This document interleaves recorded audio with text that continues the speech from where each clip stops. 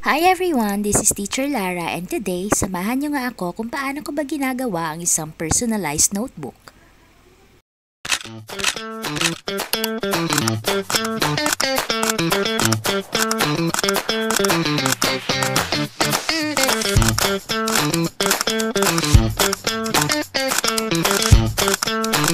First of all ay sa Canva nga pala ako nag-layout ng cover template. Para sa notebook na ito ay nag-customize na lang ako ng isang template at nag-interchange ng designs based doon sa gusto niya. Next is yung isa sa pinaka-importanting part which is pagpiprint ng cover.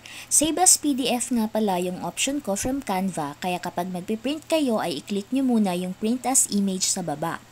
Para naman sa size ay diretso A5 na yung sinet ko pero dahil Epson L14-150 yung printer na gamit ko which is A4 yung borderless niya ay A4 na din yung output paper ko. At A5 yung print size which is 2 page per print. Don't forget also yung paper type which is kailangan nyo iselect anong paper type ang gamit ninyo. For me, it's premium glossy photo paper. Naka-standard lang yung print quality niya since naka-custom na ito at print as image na. So that's it, print na natin. Maganda din pala sa printer na ito ay fast drying siya kahit glossy paper at vibrant din yung quality ng photo print niya. Ito rin nga pala yung mga materials na ginamit ko para sa notebook cover, Yasin double-sided photo paper ang gamit ko which is 230 GSM. Para naman sa photo top ay Yasin cold laminating film na matte. Meron pa itong ibang option tulad ng glossy, canvas, glitter, rainbow at satin. Next ay yung inserts or notebook pages. Palagi na akong may ganitong ready, nakaprint at na-punch na rin. A5 size din po yan. Ngayon naman is yung isa sa pinaka-tricky part ng paggawa ng notebook, especially if beginner at hindi pa complete yung mga gamit mo. Ever wonder bakit extra pricey yung mga personalized items?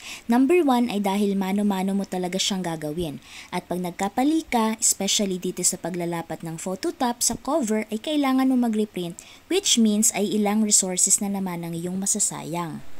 After ko ngang mailapat yung matte photo top ay tinanggal ko muna yung mga sumobra sa size bago ko ito i-cold laminate. Hindi ko muna ito kinat sa dalawa para isahan lang ang pag-laminate. Kailangan din na ma-check mo na walang bubbles-bubbles yung photo top sa cover. Para naman sa lamination ay Officom 6-in-1 laminating machine ang gamit ko. At para sa kaalaman ng lahat, cold lamination ang tawag o gagamitin para sa mga heat-sensitive materials kagaya ng photo top. Or every time na kayo ay gumagawa ng mga covers, invitations, other party needs, or crafting. Of course, hindi pwedeng mabuo ang notebook kung wala ang aking springs. Ito pala ay Officom double loop wire 12.7mm black. Yan ang palagi kong ginagamit. Actually, ang dami niyong pwedeng mapagpilian online. May white, silver, gold, pastel colors at meron ding mga clip springs. So, andito na tayo sa medyo exciting part, malapit nang matapos yung ating personalized notebook. After ko ngang makat yung mga covers at other inserts, ay niready ko na rin ito para sa punching. Ang gamit ko naman dito ay Officom wire binding machine na kaya hanggang 14.3mm springs. Very convenient at pwedeng gamitin sa iba't ibang craft materials. Eto na nga't isa-isa ko ng pinunch yung mga cover at added inserts. Nasa sa inyo na yan kung ilang loopholes ang isiset ninyo. Just make sure na may enough spaces yan sa taas at sa baba para hindi magpupunit-punit agad. Gawing habit din pala ang palaging pag-check ng mga inserts ninyo bago i-ring bind or spring bind to avoid rework and added hassles.